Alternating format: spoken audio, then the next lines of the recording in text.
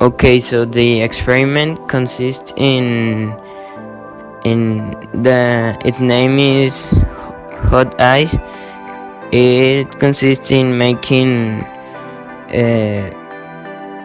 ice with hot vinegar and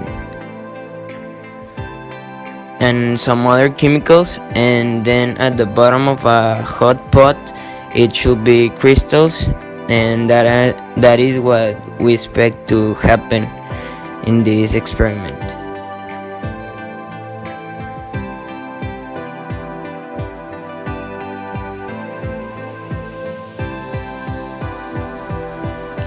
So in this part of the video, what Rodrigo does uh, is add the vinegar to the cooking pot, and this is the first step of this experiment. And this chemical helps to create the crystals, and it is a huge part of the experiment, so it can be done.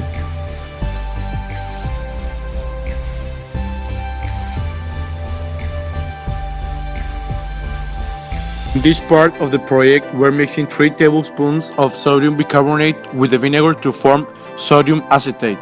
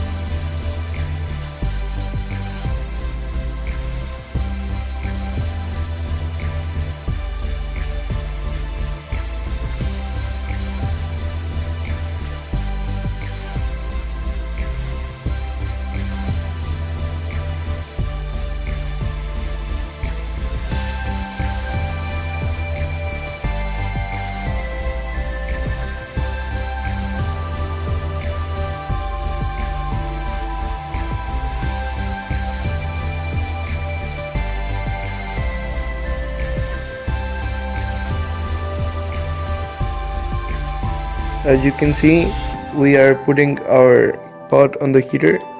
Its temperature has to be from low to medium, or more than that. So now we need to put all the liquid in another cup for it to be a little bit cold, and we could do the next step.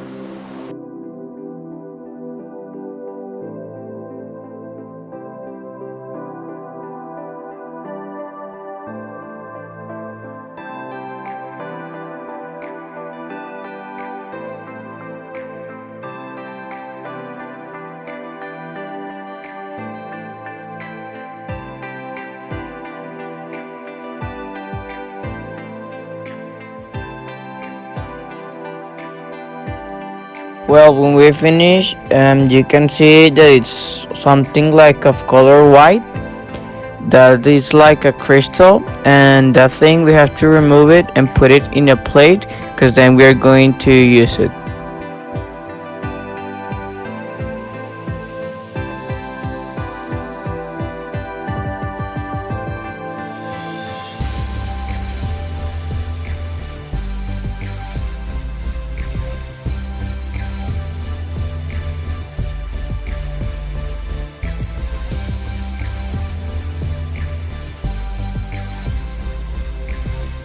Then all the liquid that we have, we remove it and we put it into a glass. Then the glass we put it into the freezer for 1 hour. We also put a bag to recover, because in the freezer there is some food, so we put it for protection. As you can see now, we asked the employee from the cafeteria if he could put our substance on the refrigerator since we needed our substance cold. Okay, now as my teammate Patricio said, we will use the crystals that were glued to the pot. With a spoon we will remove them from the pot and we will pass them to the plate. Now we will use the sodium acetate previously prepared and refrigerated. With a spoon we will pour some of our chemical on the crystals and wait for the reaction.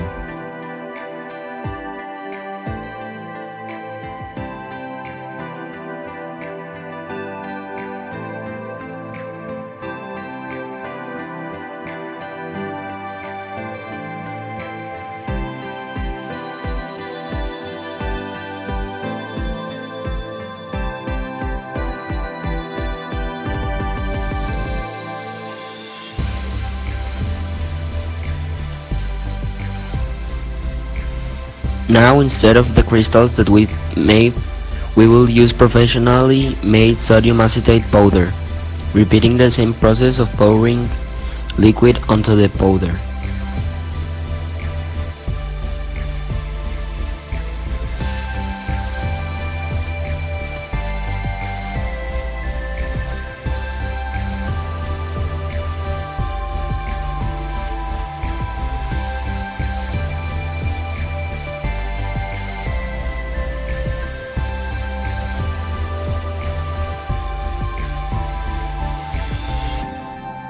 Our results were not as expected.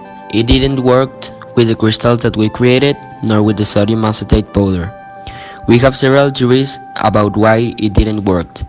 One is that we needed more crystals because we made the mistake of leaving them for a long time in the pot, and the majority dried. Another reason could be that our liquid was not cold enough so that it could react with the crystals or with the powder.